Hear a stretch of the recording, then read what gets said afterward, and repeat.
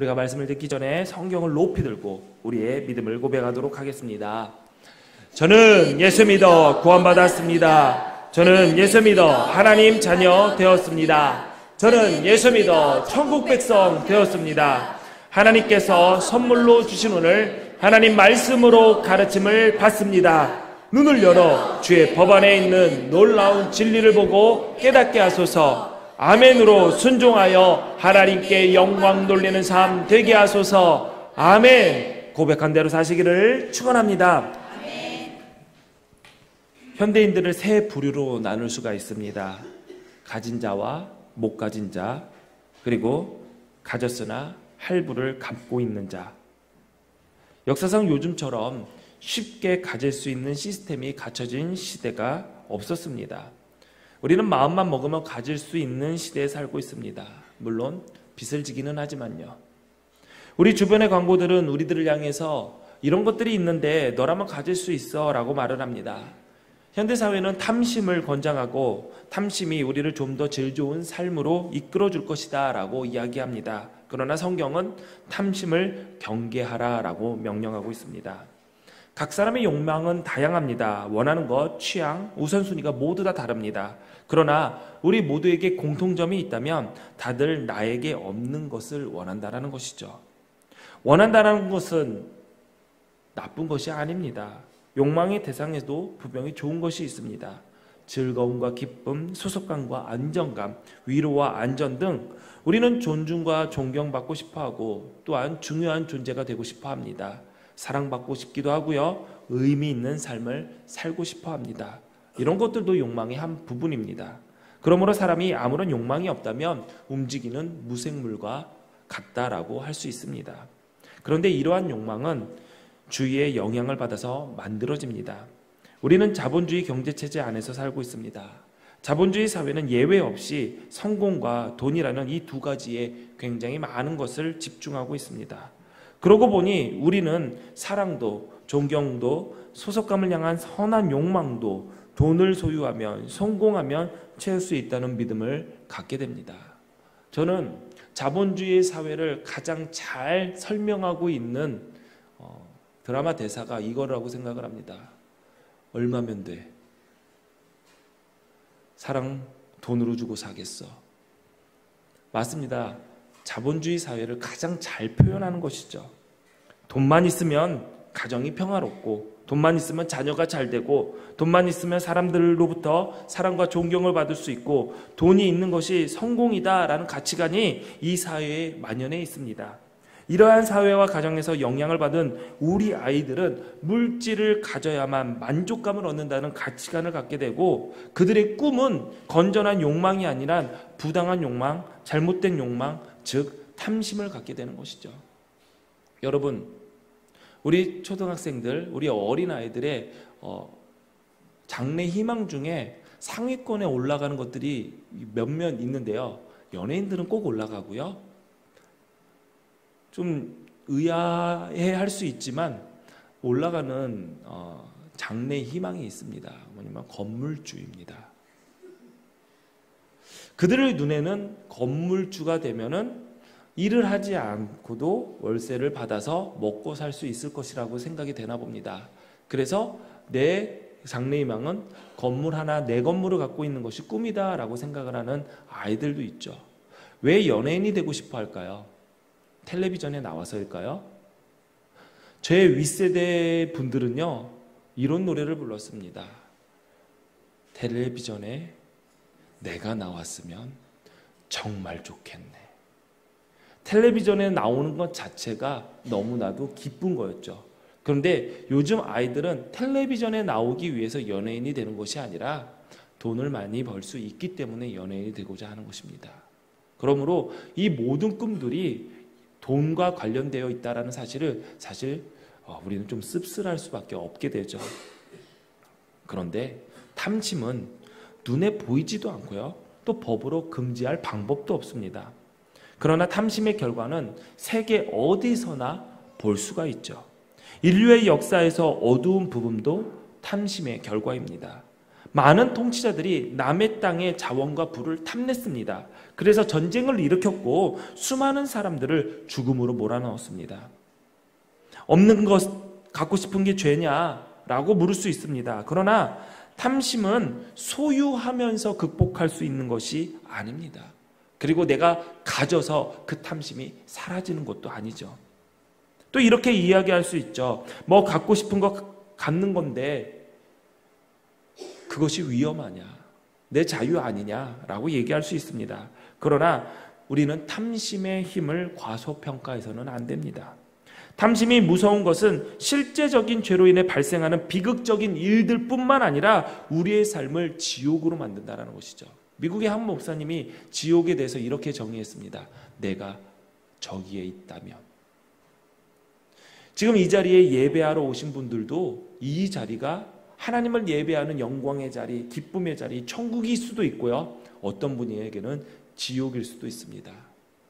어떤 분에게 지옥이냐면요.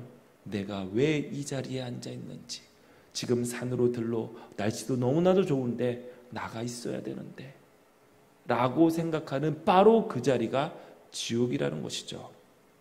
우리는 무엇 했으면 이라는 생각을 벗어내지 못합니다. 내 수입이 더 많았으면, 더 좋은 집, 더 넓은 집에 산다면, 저 차를 가질 수 있다면, 많은 사람들과 대화를 하다 보면 무언가를 얻거나 또는 성취해야 행복하고 평안을 누릴 수 있다라고 생각을 합니다. 그래서 늘 부족하고 늘 지옥 속에서 살아가게 되는 것이죠. 기혼의 직장 여성들, 기혼의 일을 하고 있는 여성들은 전업 가정주부인 지인의 생활 스타일을 부러워합니다. 지난주에 2명의 여성분과 얘기를 했는데요. 한 분은 일을 하시는 분이고요. 한 분은 전업주부였습니다. 근데 그 두 분이 똑같이 뭐라고 얘기하냐면, 내가 일을 하시는 분은요, 내가 전업주부가 된다면은 남편도 잘 챙겨주고 요리도 해주고 아이들 공부도 봐주고 먹을 것도 잘 만들어주고 그럴 텐데, 지금 내가 일을 하니까 당신 밥도 못 차려주고 우리 아이들 맨날 편의점 도시락으로 먹이고 그렇게 산다고 얘기를 하더라고요.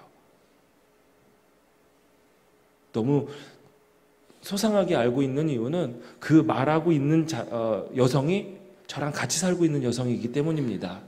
그래서 저에게 얘기를 하는 거예요. 내가 일만 안 한다면 당신에게 맛있는 음식을 해줄 수 있을 거라고.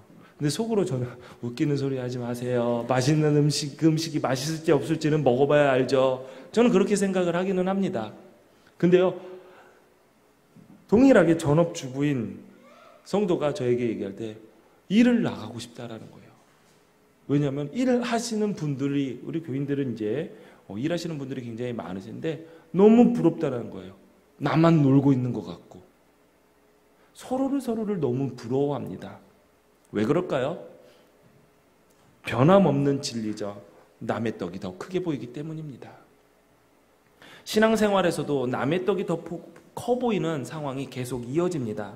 우리가 하나님께 받은 복을 세어보는데 어떻게 세어보냐? 더 많은 복을 받아 보이는 다른 사람과 비교하면서 세어봅니다. 그래서 우리는 늘 이야기하죠. 조금만 더. 미국의 부자였던 앤드류 카네기에게 어떤 기자가 이렇게 물었다고 합니다. 얼마나 돈을 더 가지면 행복하고 만족하시겠습니까? 라고 얘기하니까 그의 대답이 조금만 더였다라고 합니다. 탐심을 품으면 우리의 마음이 지옥이 됩니다. 반대로 얘기하면 탐심을 물리친다면 우리의 삶이 천국이 될 수 있다는 것이죠. 십계명이 하나님의 백성으로 살아가는 법을 가르치는 것이라면 오늘 이 10번째 계명은 결론이라고 할 수 있습니다. 하나님은 탐내지 말라라는 명령으로 십계명을 마무리 짓고 있습니다. 그런데 다른 9개의 계명에 언급된 죄 모두 어떤 방식으로 탐욕과 연관이 되어 있다는 사실을 우리는 염두에 둘 필요가 있습니다. 다른 계명들과 달리 탐욕은 겉으로 드러나지 않습니다. 하나님은 내면에서 진행되고 있는 의도 역시 겉으로 드러나는 행위 못지않게 중요하게 바라보셨죠. 존 웨슬리도 의도의 순수성을 강조하면서 보이는 것 이상으로 그 동기가 어떠한 것인지 주목했습니다. 탐욕은 은밀한 것처럼 보이지만 명백하게 다른 사람에 대하여 범하는 죄이자 이미 우리에게 풍성한 은혜로 함께 하시는 하나님을 인정하지 않는 것입니다. 탐심은 하나님의 자녀로서 맺을 수 있는 아름다운 열매를 탐욕의 열매로 바꾸어 버리죠. 성경은 우리에게 맺어야 할 성령의 열매를 9가지로 이야기하고 있습니다. 사랑과 희락과 화평과 오래 참음과 자비와 양성과 충성과 온유와 절제니. 뭐라고요? 시작. 절제니. 할렐루야. 네. 아직도 하고 계세요? 네. 사랑과 희락과 화평과 오래 참음과 자비와 양성과 충성과 온유와 절제, 이 9가지 열매를 맺을 수 있다라고 얘기합니다. 하지만 탐심이 일어나면 사랑 대신에 의심과 미움이 있을 것이고, 희락 대신에 슬픔과 번민이 있을 것입니다. 화평 대신에 심한 불안감에 떨어야 될 것이고요. 오래 참음 대신에 성급함이, 자비 대신에 잔인함이, 양선 대신에 인색함이, 충성 대신에 불성실함이, 온유 대신에 오만과 자만함이, 그리고 절제 대신에 자신감, 자만감이 넘쳐나게 될 것입니다. 먼저 우리 가운데 탐심이 일어나는 과정에 대해서 한번 이야기해 보겠습니다. 여러 신학자들이 이 10번째 계명을 다루면서 마음에서 시작된 탐심이 행동에 이르는 단계를 4가지로 구분해왔습니다. 첫 번째, 남의 아내나 소나 나귀의 종에 대한 의욕이나 수유욕이 생기는 단계입니다. 견물생심이라고 하죠. 물건을 보면 마음이 생긴다. 당연한 것입니다. 자연스러운 마음입니다. 그러나 이 마음은 일단 생기긴 했어도 곧 사라지곤 합니다. 의욕을 품었다가도 정신 차리고 아유 왜 그래. 인터넷 쇼핑을 막 이렇게 하다가도 이거는 내 거야. 저거 사야 돼. 라는 생각이 들었다가도 정신 차리고 아유 똑같은 거 있잖아. 아직 필요하지 않잖아. 라고 마음을 접어버리는 것이죠. 그런데 이 마음이 없어지지 않고 지속되는 경우가 있습니다. 마음이 생기는 것에서 넘어서서 추구하고 갈망하는 단계죠. 이것이 바로 2번째 단계입니다. 3번째는 그것을 어떻게 가질 수 있을까 계획을 세우는 단계이고, 그 마음 4번째는 실행을 옮기는 것이죠. 4번째는 그 마음을 실행으로 옮기는 것입니다. 그래서 우리가 이미 전에 살펴봤던 10계명의 살인, 간음, 도둑, 거짓 증거하는 것은 이 4단계를 다 거쳐온 것이고, 10번째 계명에서 금하는 것은 첫 번째 마음이 생기는 것에서 3번째 계획을 세우는 단계까지 말하는 것이다 라고 여러 신학자들은 해석해 왔습니다. 탐낸다라는 것은 마음만 두는 것이 아니라 욕심을 내고 관심을 둘 뿐만 아니라 내 손에 넣고자 하는 마음을 가진 것을 의미하는 것이죠. 그러므로 행동하면서 겉으로 드러나지 않았다 하더라도 아직 행동으로 못 옮겼을 뿐이지 언제든지 행동으로 드러내겠다, 그 가능성이 있다라는 것을 충분히 포함하고 있는 것입니다. 그런데요, 우리는 탐심에 대해서, 탐욕에 대해서 과소평가를 하는데 그 이유가 있습니다. 왜냐하면 마음 먹는 것이 그렇게 크게 우리에게 영향을 줄 것인가라는 것이죠. 그런데 문제는 이러한 탐욕은 우리가 통제할 수가 없다는 것이 문제입니다. 하나님의 마음에 드는 사람, 하나님 마음에 합한 사람이라고 칭찬을 받았던 다윗의 인생에 오점이 있다면 이 탐심을 제어하지 못했다라는 것이죠. 그 한 번의 불의한 욕망의 제어를 실패함으로써 왕위를 잃을 뻔했고요. 이루 말할 수 없는 고통을 겪게 됩니다. 사무엘하 11장을 보면 다윗이 낮잠을 자고 저녁 때쯤 일어나서 왕궁 옥상을 거닐게 됩니다. 그런데 왕궁 넘어서 한 여인이 목욕하는 장면을 보게 됩니다. 성경에는 이 장면을 이렇게 적어놓고 있죠. 다윗이 그 여자가 목욕하는 것을 보고 심히 아름답게 여겼다. 저는 일단 의심스러운 게 하나가 있습니다. 목욕하는 여인이 심히 아름다울 수가 있나? 우리 김일중 집사님이 독일에 있을 때 사우나를 종종 갔다고 합니다. 독일의 사우나는 여러분들이 알고 있던 우리나라 사우나와 다르게 지금 앉아서 얼굴 빨개지고 있는데요. 남녀가 함께 들어갑니다. 그러면 우리 머릿속에 지금 나 가야 돼. 독일 가야 돼. 생각을 하지만 가고 싶은 분은 저에게 얘기하시면 프랑크푸르트에 지금 유명한 그 독일 사우나 집을 알고 있습니다. 금요일 3시에 가야지 가장 많은 사람들이 모인다고 합니다. 예. 근데 김일중 집사님이 그 얘기를 하더라고요. 그냥 살덩어리던데요.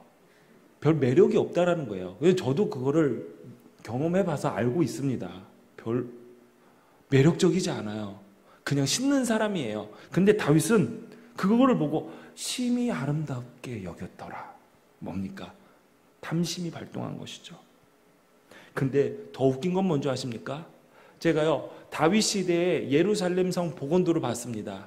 근데 일반 가옥과 왕궁이 굉장히 멀리 떨어져 있습니다. 왕궁 옥상에서 거닐면서 바라봤는데 아름다워 보였다면 이것은 마음에서 해석한 것이지 실제로 저기에서 목욕하는 사람이 여자인지 머리 긴 남자인지 사실은 구분하기 어려울 수도 있는 것이죠. 모든 표현은 성경은 그렇죠. 다윗 혼자만 그 장면을 아름답게 느낀 것입니다. 그래서 탐심이 발동하게 된 것이죠. 사람을 보내서 그 여자가 누구인지 알아봅니다. 알아보니까 충성스러운 부하 우리아의 아내 밧세바였죠. 그러면 거기서 끝냈어야죠. 밧세바를 부릅니다. 왜 불렀을까요? 가까이서 정말 아름다운지 보고 싶었었겠죠. 불렀는데 정말 아름다웠던 겁니다. 다행히도 머리 긴 남자가 아니었던 것이죠. 그런데 그러면은 거기서라도 멈출 수가 있었는데 잡니다. 자고 돌려보내죠. 다윗에게 아내가 없었습니까? 미갈도 있었죠. 아비갈도 있었죠. 후궁들을 포함해서 아내가 여러 명이었었는데 왜 다른 사람도 아닌 자신의 충성스러운 부하의 아내를 욕심내냐는 것이죠. 밧세바가 임신을 했습니다. 밧세바의 남편 우리아가 몇 달째 전쟁터에 나가 있었기 때문에 밧세바가 임신하면 꼼짝없이 밧세바는 걸려서 돌에 쳐 죽임을 당하게 됩니다. 그래서 작전을 짭니다. 우리아를 불러서 이런저런 근황을 묻고 집으로 돌려보내서 아내와 같이 자게 만들려고 했죠. 그래서 애를 낳아도 우리아는 그때 내가 잠깐 들어왔을 때 아내와 그때 생겼던 애인가 보다라고 생각하게 만든 것이죠. 꾀를 낸 겁니다. 그런데 우리아는 동료들이 아직 전장에 있는데 나 혼자 어떻게 집에 들어가서 아내를 품을 수 있겠느냐 하면서 왕궁문에서 다른 부하들과 노숙을 합니다. 얼마나 충성스러운 부하입니까? 다윗의 꾀가 통하지 않자 다른 방법을 씁니다. 그 충성스러운 우리아에게 서신을 하나 주면서 장군 요압에게 전하라라고 편지를 쥐어줍니다. 그 편지의 내용은 맹렬히 싸우는 전쟁터 선봉에 보내서 죽게 만들라라는 것이죠. 그 충성스러운 우리아는 자신을 죽이라라는 그 편지를 들고 요압에게 전해주고요. 자신의 아내를 빼앗고 자신을 죽이고자 했던 왕을 위해 충성을 다하다가 전사를 합니다. 하나님은 이 일로 다윗과 밧세바를 심판하셨고 이 일로 인해서 다윗의 가정과 이스라엘이 흔들리는 결과를 가져오게 됩니다. 탐심의 힘은 이렇게 무섭습니다.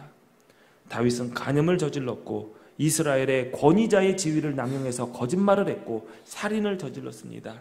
다른 사람의 아내에 대한 탐심 때문에 6번째, 7번째, 8번째, 9번째 계명도 다 어기게 된 것이죠. 우리에게 조그만 힘이 있으면 그 탐심을 채우려고 하는 존재들입니다. 많은 사람들이 이렇게 이야기를 하죠. 물건을 보는 사람은 당연히 갖고 싶은 마음이 생기는 것이니 물건을 보여주는 사람도 잘못이 있다라고 이야기합니다. 그래서요, 이 일을 놓고서 이런 이야기도 있습니다. 밧세바 잘못이다. 목욕하는 모습을 보여준 밧세바 잘못이지 다윗이 그것을 안 봤다면은 밧세바를 취할 아무런 이유가 없다라고 얘기를 합니다. 더 나아가서 이런 이야기도 합니다. 밧세바가 의도해서 다윗이 그때 왕궁의 옥상에서 거는 줄 알고 준비하고 있다가 후닥닥 나가가지고 목욕을 하는 척을 했다. 별 얘기를 하는데요. 그것은요, 탐심을 부렸던 사람들의 변명의 하나의 일부분일 것이지, 여러분들, 사람의 물건의 잘못, 보여진 것의 잘못이 있다라고 할 수가 없습니다. 생각해 보세요. 탐심이 자리 잡는 곳이 물건입니까?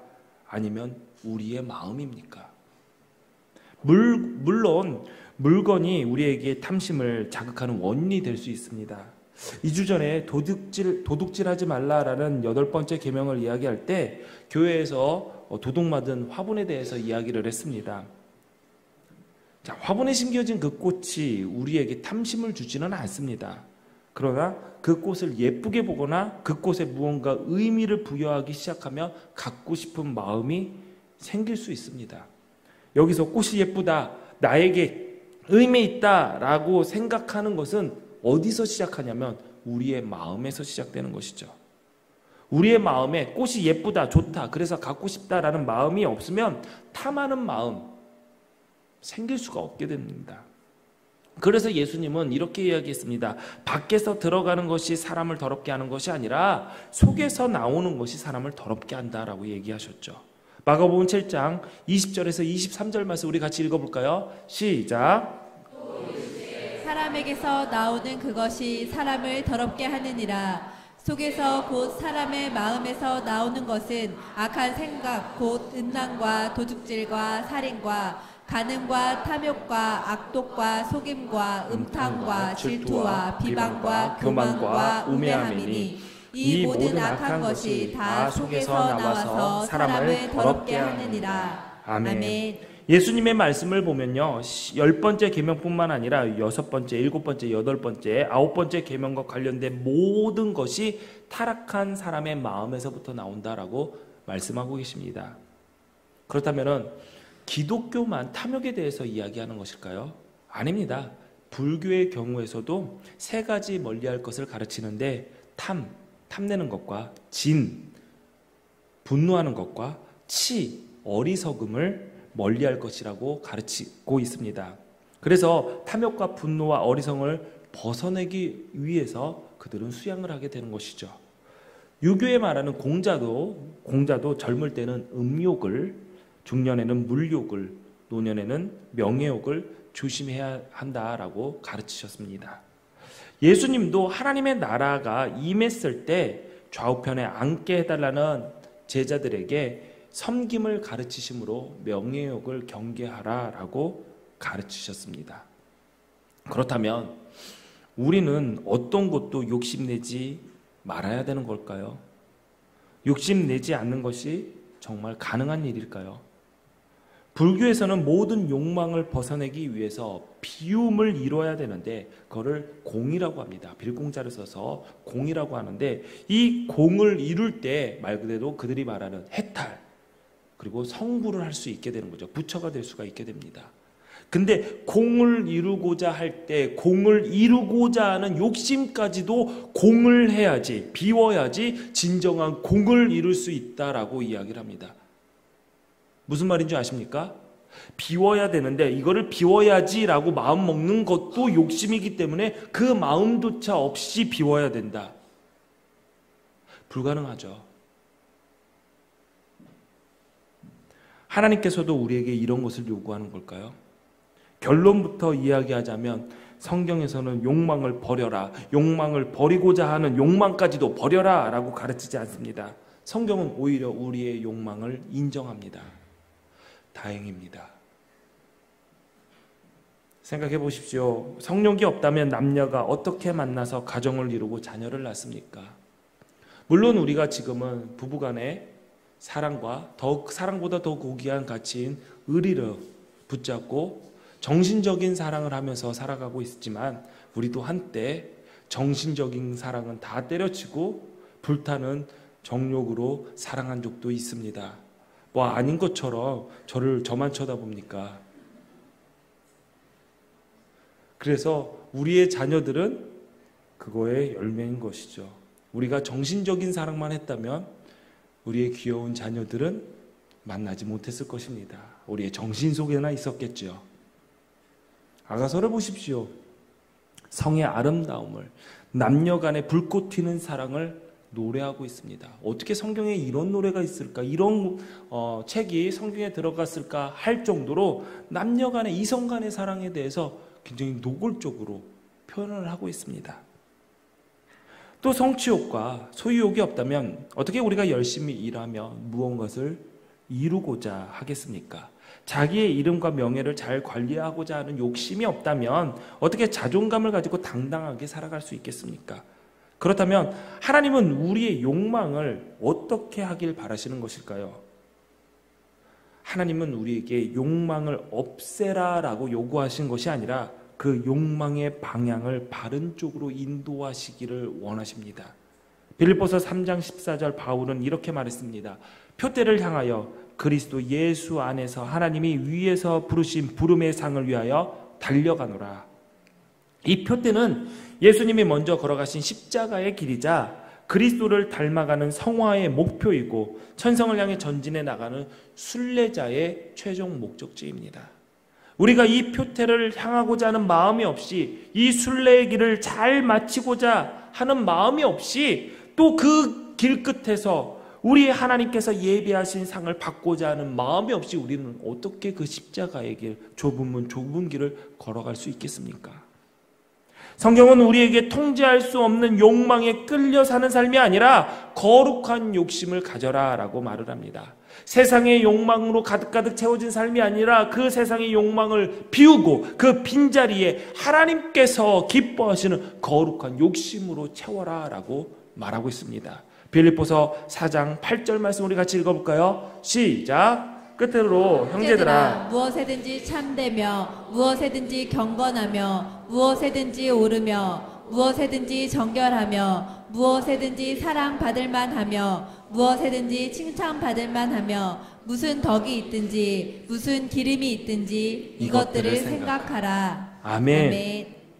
우리 안에 무엇에 관심을 두고 있는지, 무엇을 하고자 하며 추구하고 있는지, 무엇으로 우리의 욕망을 채우고자 하는지 하나님께서는 그것에 대해서 관심을 갖고 계십니다. 남의 재산, 남의 아내, 남이 얻은 명성을 탐내는 것이 아니라 오히려 참되고 경건하고 옳고 사랑만 할 만하고 칭찬할 만한 것들을 생각하고 탐내고 예수 그리스도 안에서 주님이 세우신 그 표대를 향해 부름의 상을 받기를 바라봐라. 이것이 성경이 오늘날 우리에게 가르치는 말씀입니다. 그럴 때 의욕이나 물욕이나 명예욕이 우리 마음에 비집고 들어올 틈이 없게 되는 것이죠.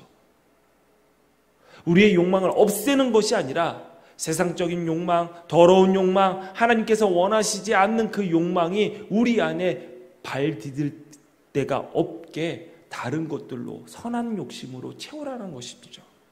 그렇다면 우리가 어떻게 할 때에 탐내지 않아야 할 것에 관심 갖지 않고 참되고 경건한 것을 탐낼 수 있을까요? 그것은 현재 나에게 주어진 곳에 만족해야 됩니다. 여러분, 남의 아내가 탐나는 이유는 뭡니까? 내 아내가 만족스럽지 않기 때문입니다. 다른 이들이 쌓아놓고 이룬 것에 탐내는 이유는 내 집이나 내 위치에 감사하고 만족하지 못해서입니다. 만족하지 않은 마음에는 끊임없이 탐심이 일어나게 되어 있습니다. 고린도후서 9장 8절 말씀 같이 읽어볼까요? 시작! 하나님이 능히 모든 은혜를 너희에게 넘치게 하시나니 이는 너희로 모든 일에 항상 모든 것이 넉넉하여 모든 착한 일을 넘치게 하려 하심이라. 아멘. 하나님께서는 모든 은혜를 넘치게 하셔서 모든 일에 항상 모든 것이 넉넉하여 모든 착한 일을 넘치게 하시는 분입니다. 믿으십니까? 여기서 모든 것이 넉넉하다라는 말로 쓰여진 단어 헬라어가 있습니다. 빌립보서 4장 11절에 보니까 같은 단어가 쓰여져 있습니다. 한번 읽어볼까요? 시작!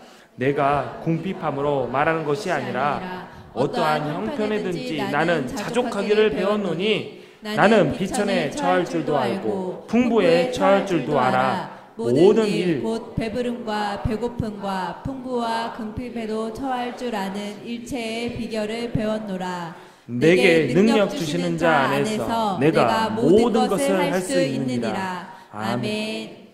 자, 우리가 앞에서 읽었던 말씀에 모든 것이 넉넉하다라는 단어, 그리고 여기에서 11절에 자족하다라는 말은 아우타르케이아라는 단어입니다. 무슨 말입니까? 자족하다라는 것은 단순히 내 자신에 만족하고 그냥 더 이상 욕심 부리지 않는 것을 의미하는 것이 아니라 하나님께서 나에게 모든 것을 넉넉하게 주신 것을 깨닫고 인정하고 알고 그로 인해서 자연스럽게 느끼는 만족감이 바로 아우타르케이아입니다. 그러니까 내가 자족할 줄 알아야 돼 하면은 욕심 부리지 말고 그냥 이거 물 먹지 뭐, 그냥 이렇게 살지 뭐가 아니라 하나님께서 모든 것을 넉넉하게 줬기 때문에 나가 자연스럽게 만족하는 것이 자족하는 것이죠. 우리 삶 전체를 하나님께서 우리에게 거저 주신 선물, 그것도 넉넉하게 주신 선물로 생각하고 받아들인다면 우리는 탐낼 이유가 없게 됩니다. 결국 탐내지 않는 삶은 하나님에 대한 믿음과 관계가 되어 있습니다.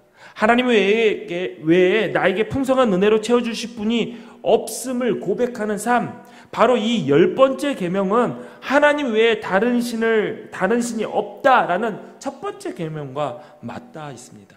수미상관이죠. 머리와 꼬리가 물려 있다라는 뜻입니다. 그래서 오늘 말씀의 제목이 계명의 수미상관입니다. 모두가 머리와 꼬리가 물려 있다라는 것이죠. 탐내는 것은 그것이 성욕이든 물욕이든 명예욕이든 결국 그것을 통해서 나 자신을 주장하고자 하는 욕망과 관련되어 있습니다. 내 삶의 주인이 나다라는 것을 드러내고 싶었던 것이죠. 결국 뭐냐면은 나 외에 다른 신을 내게 두지 말지니라라는 1계명과 연결이 되어 있죠. 이사야 49장 15절에 보면 여인이 어찌 그 젖 먹는 자식을 잊겠으며 자기 태에서 난 아들을 긍휼히 여기지 않겠느냐. 그들은 혹시 잊을지라도 나는 너를 잊지 아니할 것이라. 이 약속을 지키는 하나님의 신실하심을 믿는 것입니다. 하나님에 대한 깊은 신뢰가 없다면 나를 잊지 않으시는 하나님을 의지하는 것보다 내가 욕심을 부리는 것에 관심 가질 수밖에 없습니다. 그러므로 탐심이 믿음에 관련되어 있다면 사탄이 탐심을 통해서 우리를 유혹한다라는 사실, 우리를 넘어뜨리고자 하고 우리를 공격한다라는 사실을 알고 늘 경계해야 됩니다. 창세기 3장에는 뱀의 유혹을 받은 여자가 하나님께서 먹지 말라고 명령하신 그 나무를 바라봅니다. 그때 어떻게 그 나무를 바라보면서 뭐라고 얘기하냐면 먹음직도 하고 보암직도 하고 지혜롭게 할 만큼 탐스럽기도 한 나무인지라 라고 얘기를 합니다. 사탄의 유혹이 있기 전까지, 사탄이 그 탐심을 건들기 전까지 여자는 부족한 것을 느끼지 못했습니다. 에덴 동산의 모든 하나님의 창조물들이 자기에게 맡겨진 것인데 만족함을 느끼지 못하게 되는 거죠. 어느 순간 매번 보고 지나쳤던 나무가 탐스럽게 보이기 시작합니다. 저건 나에게 없는 건데 라는 생각이 들었기 때문이죠. 그래서 하나님께서 충분히 살 수 있는 환경과 지혜를 주셨음에도 불구하고 하나님만 가지셨던 그 지혜, 자신의 능력을 벗어난 지혜에 대한 욕심이 생기기 시작하더니 하나님처럼 되고자 하는 반역의 죄를 짓게 된 것입니다. 또 이스라엘이 출애굽해서 40년 만에 하나님께서 약속하신 그 땅, 가나안 땅에 들어갑니다. 가장 먼저 맡고 있던 것이 당시 가장 강력한 성이었던 여리고성이었죠. 그러나 하나님께서는 이스라엘 앞에서 그 여리고성을 아무렇지도 않게 무너뜨렸습니다. 그리고 여리고성을 정복한 후에 얻는 전리품 모두를 하나님께로 가져오라고 했습니다. 왜냐하면 전쟁은 하나님께 속한 것이다. 그러기에 전쟁을 통해서 얻은 모든 것들은 너희의 것이 아니라 나의 것이다 라는 것을 인정하도록 한 것이죠. 그래서 첫 열매, 가장 처음 것으로 모든 것을 거룩하게 한다는 성경의 원리대로 가장 처음 것을 하나님께 드리게 하셨고, 이 일을 통해서 앞으로 모든 가나안의 정복의 모든 것들은 우리에게 맡겨진 하나님의 것이다라는 것을 고백하게 만드셨던 것입니다. 그런데 아간이라는 사람이 하나님께 속한 물건을 훔칩니다. 신할산 외투 한 벌. 신할은 이라크의 옛 명칭입니다. 그러니까 메이드 인 이라크 외투 한 벌, 명품 코트 말하는 것이죠. 은 200세겔, 200세겔은 3kg입니다. 지난 금요일 시세로 220만 원 정도 됩니다. 50세겔 되는 금 700g입니다. 지난 금요일 시세로 4천만 원에 해당하는 금을 가져갑니다. 총 4,220만 원과 코트 한 벌, 명품 코트 한 벌, 이렇게 가져갔습니다. 하나님의 역사하심을 체험한 아간이었죠. 요단강이 갈라져서 그 요단강을 건넜습니다. 여리고성이 아무렇지도 않은 어떠한 공격도 받지 않았지만 하나님께서 그 여리고성을 무너뜨림을 눈앞에서 봤습니다. 그런데 그 하나님의 놀라운 기적을 체험했던 아간이었지만 탐심으로 인해서 가족이 몰살당하게 되었고, 아이성이라는 가장 조그마한 성 앞에서 이스라엘 백성들이 그 공동체가 패배할 수밖에 없는, 패배했던 그러한 수치를 아간의 탐심은 가져오게 만듭니다. 여러분 기억해 보십시오. 인류 최초의 범죄와 성경에 기록된 약속의 땅 가나안 땅에서의 최초의 범죄가 탐욕으로 인한 것을 우리는 기억해야 됩니다.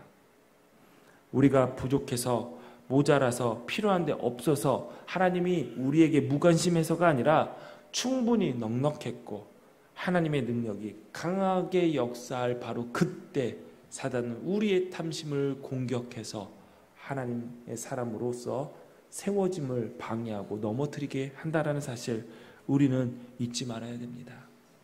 그렇다면 우리는 탐심을 어떻게 다스려야 할까요? 첫 번째, 나의 가치를 바로 알아야 됩니다. 많은 사람들이 내가 무엇을 가졌는가에 따라서 나의 가치가 결정된다라고 생각을 합니다. 너 어디에 살아? 물어보면 내가 반지하 단칸방에 살아도 나 강남에 살아 라고 얘기해야지 내가 좀 있어 보입니다. 알아주는 동네에서 집을 얻어서 나의 가치를 상승시키려고 합니다. 명품도 차도 마찬가지죠. 세상은 우리에게 가져야 가치를 인정받는다라고 말하지만 성경은 우리의 가치를 이미 택하신 족속, 왕같은 제사장, 거룩한 나라, 하나님께 소유된 백성이라고 말하고 있습니다. 이러한 가치는 내가 무언가를 가졌기 때문에, 무언가를 못 가졌기 때문에 변화되는 것이 아닙니다. 내가 하나님의 자녀라는 믿음을 잃어버리는 순간 진정으로 가치 있는 것에 대한 판단이 사라지게 되는 것이죠. 그래서 내가 하나님께서 택하신 족속이고 왕같은 제사장, 거룩한 나라, 하나님의 소유된 백성이라는 그 고귀한 가치가 아무것도 아닌 것처럼 느껴지고 이 세상에 허탄하게 사라져버릴 그것의 가치를 부여하고 그것을 쫓아다니는 삶, 비틀어진 삶을 살아가게 되는 것이죠. 감사와 만족을 잃어버리게 되고 다른 사람들과 비교가 그때 시작이 됩니다. 여기서 탐욕이 일어나게 되는 것이죠. 그러므로 내가 누구인지, 나의 가치가 어떠한지, 하나님의 자녀로서의 정체성이 흔들리지 않는 것, 이것이 우리 안에 드러나는 탐욕을 다스리는 데 기본적으로 필요한 능력입니다. 두 번째로 두려워하지 말아야 합니다. 탐심의 배후에는 두려움이 있습니다. 사람들의 가장 큰 걱정거리는 돈입니다. 돈이 없어서 걱정하고 가진 것을 잃을까 봐 염려합니다. 우리는 미래를 생각할 때 희망을 얻고자 무언가를 바라봅니다. 특히 물질을 바라보죠. 돈이 안전을 보장해 줄 것으로 생각을 합니다. 노후라고 얘기를 하죠. 우리의 노후를 준비를 하는 건 무엇입니까? 돈을 준비하는 것을 노후를 준비한다고 하고 그 돈이 있어야지 우리의 노후가 보장될 것이라고 생각을 합니다. 그래서 두렵습니다. 돈이 모아지지 않으면 불안한 것이죠. 이래서 그 두려움에 빠지면 하나님이 아니라 물질의 소망을 두고 물질의 믿음을 집중하게 됩니다. 그래서 우리의 생종이, 우리의 생명이 내가 얼마나 소유했는 거에 달린 양 살아가게 되는 것이죠. 그러나 예수님께서는 사람이 가진 것에 너의 생명이 달려있지 않다. 이 말은 터무니없는 이야기다라고 말씀하신 것이죠. 하나님을 신뢰하는 사람들은 틀림없이 하나님이 보살피실 것이라는 믿음을 가지고 두려워하지 말아야 합니다. 세 번째로 원하는 것과 필요한 것을 구분할 줄 알아야 됩니다. 이스라엘이 출애굽하에서 광야에서 받은 훈련의 대부분은 하나님께서 필요한 것을 채워주신다라는 믿음을 갖게 하고자 함에 있습니다. 우리는 기도할 때 우리가 필요로 구하고 있는지 필요한 것과 상관없이 원하는 것을 구하고 있는지 구별해야 될 것입니다. 저는 우리 아이들에게 무언가를 사줄 때 원칙이 있습니다. 꼭 물어봅니다. 이거 필요해? 아니면 갖고 싶은 거야? 라고 말합니다. 그리고 돈을 줄 때도, 용돈을 줄 때도 꼭 이야기합니다. 너는 이 돈을 가지고 네가 갖고 싶은 것을 사는 것이 아니라 필요한 것을 사는 거야 라고 가르칩니다. 어느 날 저희 딸이 많은 고민과 준비를 하고 제 앞에 나타났습니다. 아빠, 핸드폰 사주세요 라고 얘기 안 합니다. 우리 아이들은 아빠, 핸드폰이 필요합니다 라고 얘기를 합니다. 그래? 필요한 이유가 무엇이니? 물어보니까 첫 번째, 시간을 봐야 되는데 핸드폰이 없어서 시간을 못 봅니다. 그래서 제가 바로 데리고 가서 시계를 사줬습니다. 그래서 손목시계를 좋은 걸로 사줬어요. 그러면서 가치를 풀어놓으셨죠. 야, 너네 학교에서 이렇게 좋은 시계 찬 사람은 너밖에 없을 거야. 왜냐면 애들 시계 자체를 안 차거든요. 그래서 시계를 채워줬어요. 우리 딸아이가 얼마나 기뻐했겠습니까? 얼굴이 그냥 시무룩해서 기뻐하더라고요. 두 번째로 고민을 해서 가져가 왔습니다. 사진을 찍어야 되는데 카메라가 없습니다. 그래, 그렇구나. 카메라가 필요하구나. 그래서 제가 우리 집에 있는 이 좋은 카메라를 네가 써도 되니 카메라를 사용해서 사진을 찍어라 했더니 얼마나 시무룩하게 좋아하는지. 아직까지 뭐 사달라고 얘기를 하지 못합니다. 왜냐하면 필요한 것을 이유를 발견하지 못했기 때문이죠. 중학생인 우리 큰아들도 아직 스마트폰을 갖고 있지 않습니다. 전화기가 너무 필요하다고 해서 손목 전화기를 사줬습니다. 그래서 우리 큰아들은 중학생임에도 불구하고 이렇게 통화합니다. 아빠! 이러면서 정말 필요할 때 사주려고요. 우리도 마찬가지입니다. 정말 필요해서 산지 갖고 싶어서 샀는지 구분할 줄 알아야 됩니다. 주님께서 우리에게 가르쳐 주신 기도 중에 한 부분이 오늘 우리에게 일용할 양식을 주세요 라는 기도입니다. 오늘 우리에게 일용할 양식 하루치 달란 얘기입니다. 기도할 때 입을 크게 벌라, 내가 그 입에 채우리라. 그러니까 우리는 얼마로 구해야 되죠? 평생 먹을 양식을 주세요 라고 기도를 해야 되고, 사실 그렇게 기도하시죠. 그런데 주님은 우리에게 일용할 양식, 하루 먹을 양식을 달라고 구해라 라고 가르치십니다. 왜 그럴까요? 하나님께서는 필요한 것을 매일매일 채우시는 분이심을 가르쳐 주시기 원하는 거죠.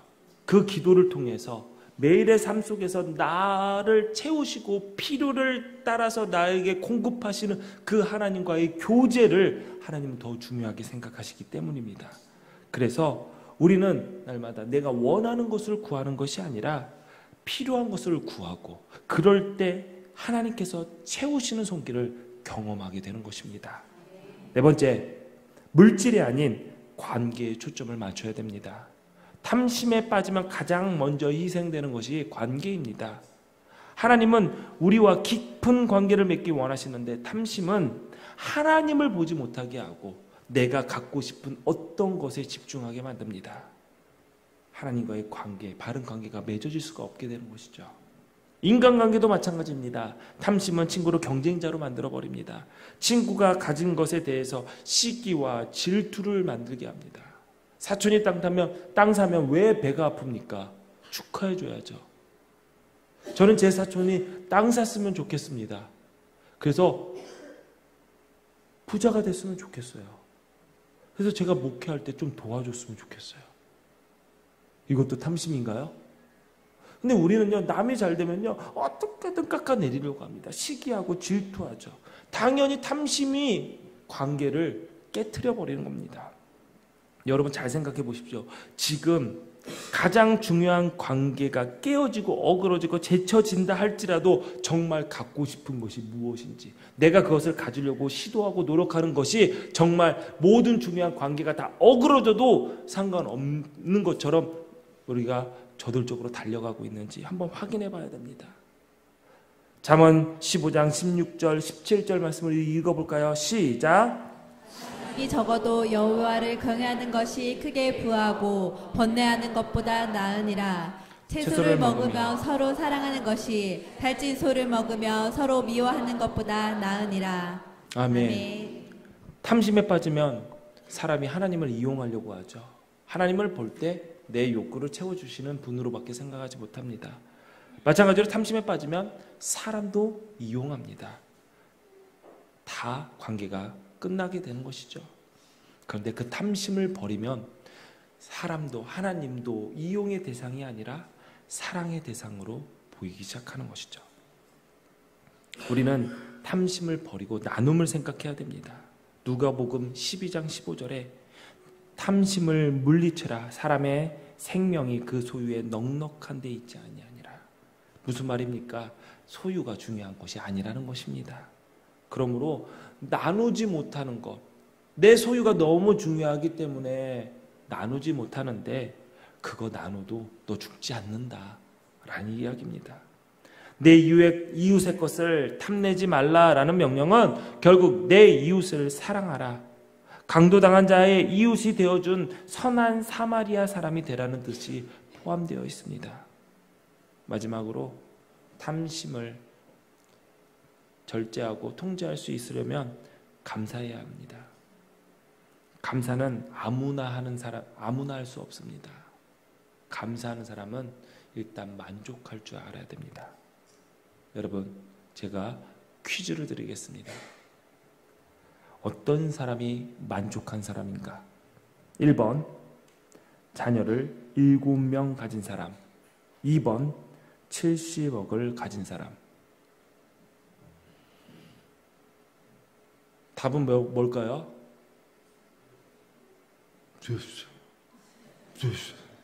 1번입니다. 왜 그럴까요? 자식 7명을 가진 사람, 더 이상 자식을 원하지 않기 때문입니다. 만족한다라는 것은 이것으로 충분하다라는 것이죠.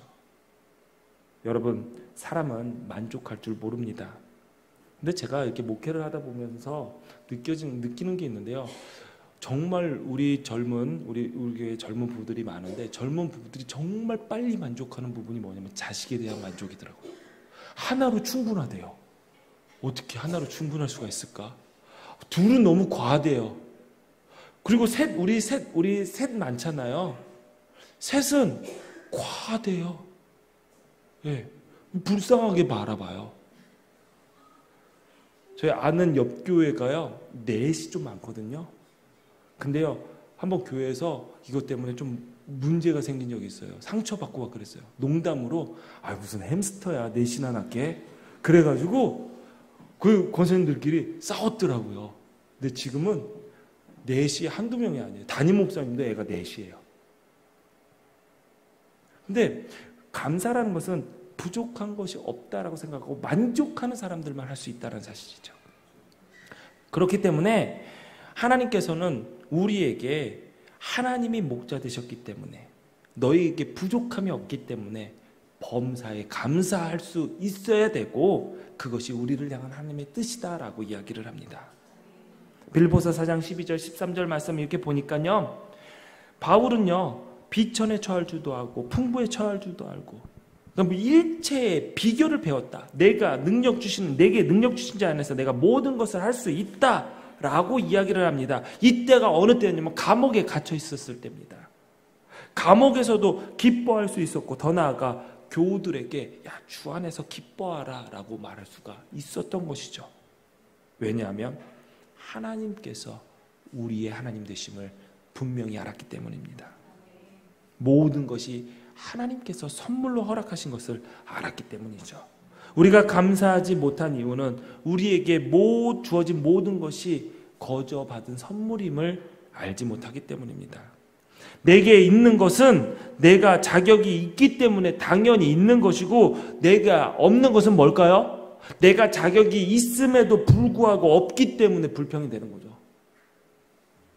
탐심에 빠지면은 가진 것을 바라보는 것이 아니라 못 가진 것에 대해서 집중을 하게 됩니다. 그래서 계속 불평과 불만 가운데 살아갈 수밖에 없는 것이죠.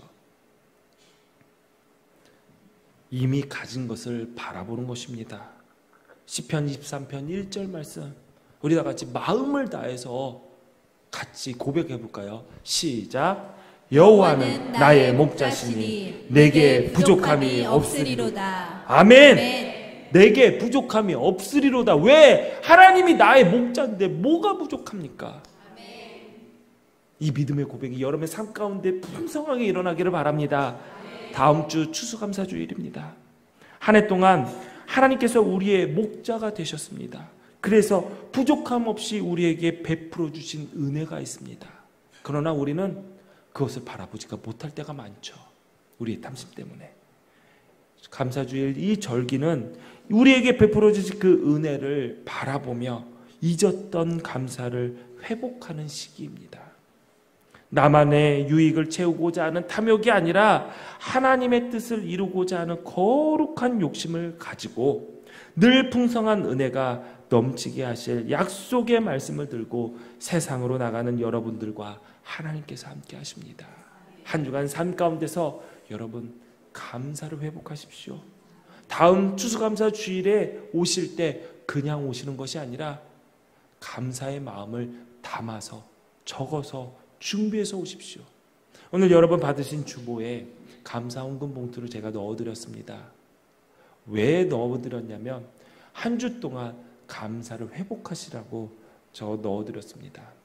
거기에 그냥 헌금하고 이름만 적어서 내지 마시고 여러분이 1년 동안 살면서 우리의 목자 되신 하나님께서 나에게 부족함이 없이 주신 은혜를 구체적으로 적어서 내십시오. 제가 지금까지 우리 교회 10년차 추수감사주일을 보냈는데요. 이번이 10번째인데요. 지금까지 성도들이 추수감사주일에 썼던 하나님께 드린 감사의 편지를 저는 버리지 않고 있습니다. 연도별로 모아서 잘 보관하고 있고요. 그것을 바라볼 때마다 야, 우리 교회가, 우리 기둥교회 성도들이 이렇게 감사의 성장을 이루어냈구나 보니까요. 이게 신앙의 유산이고 교회의 자산이더라고요.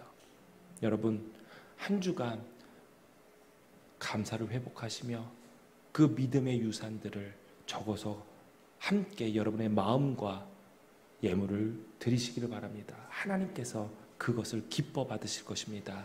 하나님께서 여러분의 감사를 회복시키실 것입니다. 기도하겠습니다. 하나님 감사합니다. 주님께서 우리의 목자가 되셔서 늘 우리에게 부족함 없게 채워주신 그 은혜에 감사드립니다. 세상의 탐욕에 빠져있는 삶이 아니라 하나님의 거룩한 것들로 그 탐심의 자리를 채우게 하시고 하나님을 따르고 예수님을 닮아가는 거룩한 욕심을 갖게 하시고 그 욕심을 이루는 우리 기둥교회 성도들 되게 하여 주시옵소서. 날마다 감사가 넘치게 하시고 풍성한 은혜가 넘치게 하실 그 약속의 말씀을 들고 승리하는 기둥교회 성도들 되게 하여 주옵소서. 구별된 예물 하나님께 드립니다. 하나님 이 예물을 받으시고 하나님의 영광을 위해서 사용하여 주옵소서. 드린 손길 기억하여 주셔서 그들의 드림이 하나님께 영광이 되게 하시고 하나님의 일을 감당케 하시고 이웃들과 나누게 하시고 또한 그들에게 복을 허락하신 것들로 인하여 그들 또한 윤택한 삶을 살 수 있도록 함께하여 주옵소서. 예수님의 이름으로 기도하옵나이다. 아멘. 우리 다 같이 자리에 일어나셔서 주신 말씀을 기억하며 세상으로 나가기 전에 우리의 믿는 바를 고백하도록 하겠습니다. 우리 같이 고백합니다. 우리는 우주 만물을 창조하시고 섭리하시며 주관하시는 거룩하시고 자비하시며 오직 하나이신 하나님을 믿습니다. 우리는 말씀이 육신이 되어 우리 가운데 오셔서 하나님의 나라를 선포하시고 십자가에 달려 죽으셨다가 부활 승천하심으로 대속자가 되시고 구세주가 되시는 예수 그리스도를 믿습니다. 우리는 우리와 함께 계셔서 우리를 거듭나게 하시고 거룩하게 하시며 완전하게 하시어 위안과 힘이 되시는 성령을 믿습니다. 우리는 성령의 감동으로 기록된 하나님의 말씀인 성경이 구원에 이르는 도리와 신앙생활의 충분한 표준이 됨을 믿습니다. 우리는 하나님의 은혜로 믿음을 통해 죄 사함받아 거룩해지며 하나님의 구원의 역사에 동참하도록 부름받음을 믿습니다. 우리는 예배와 친교, 교육과 봉사, 전도와 선교를 위해 하나가 된 그리스도의 몸인 교회를 믿습니다. 우리는 만민에게 복음을 전파함으로 하나님의 정의와 사랑을 나누고 평화의 세계를 이루는 모든 사람들이 하나님의 앞에 형제됨을 믿습니다. 우리는 예수 그리스도의 재림과 심판, 우리의 몸의 부활과 영생, 그리고 의의 최후 승리와 영원한 하나님 나라를 믿습니다. 아멘. 하나님의 자녀인 여러분, 지금 하나님께서 여러분을 거룩한 하나님의 소유된 백성으로 세상에 보내십니다. 늘 풍성한 은혜가 넘치게 하실 주님의 약속의 말씀을 기억하며 성령과 함께 나아가십시오. 아멘. 주님, 우리와 동행하여 주옵소서. 아멘. 기도하시겠습니다. 이제는 예수 그리스도의 은혜와 하나님의 사랑과 성령님과의 깊은 사귐과 성도들 간의 교제하게 하심이 주님이 우리의 목자 되시니 우리가 부족함이 없습니다. 이 고백함을 삶에서 누리게 하시고 늘 풍성하게 채우시는 하나님의 놀라운 역사가 우리 가운데 풍성하게 지켜질 것을 믿고 결단하며 하나님께 영광 돌리기로 세워진 하나님의 백성들 머리 위에 이제부터 영원토록 함께 하시기를 간절히 축원하옵나이다. 아멘.